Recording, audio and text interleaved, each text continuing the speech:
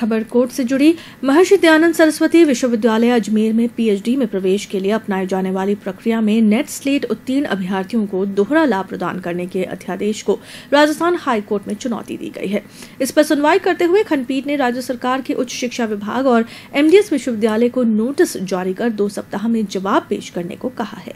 विधि छात्र सरवर खान की ओर से अधिवक्ता रजाक के हैदर ने खंडपीठ के समक्ष याचिका दायर कर कहा कि एमडीएस विश्वविद्यालय पीएचडी में प्रवेश के लिए रिसर्च एलिजिबिलिटी टेस्ट रेट का आयोजन करता है। इसके तहत न्यूनतम योग्यता स्नातकोत्तर विषय में 55% अंक होना अनिवार्य है। ये टेस्ट केवल पात्रता तय करता है। सभी अभ्यर्थियों को इस टेस्ट के माध्यम से पीएचडी में प्रवेश की पात्रता हासिल करनी पड़ती है, लेकिन नेट स्लेट गेट परीक्षा उत्तीर्ण अभ्यर्थियों को इस प्रवेश परीक्षा से छूट दे दी गई।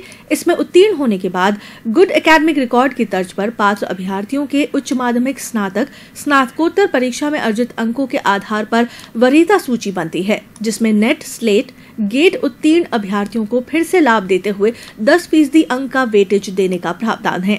इस तरह से नेट स्लेट गेट उत्तीर्ण अभ्यर्थियों को पीएचडी में प्रवेश प्रक्रिया में दोहरा लाभ दिया गया है, जो कि नेट स्लेट गेट की योग्यता नहीं रखने वाले अभ्यर्थियों के संवैधानिक अधिकारों पर अतिक्रमण है।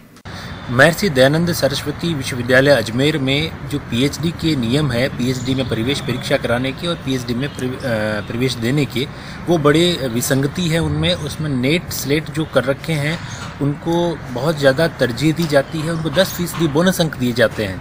इस कारण से दूसरे लोग जो उन्होंने नेट नहीं कर रखा है उनके अवसर लगभग समाप्त हो गए हैं। इस बात की हमने याचिका लगाई थी कि पीएचडी में नेट स्लेट को प्राथमिकता दिया जाने की कोई औचित्य नहीं है, क्योंकि दोनों का अलग अलग उनकी प्रकृति अलग है और दोनों की योग्यताएं भी अलग है।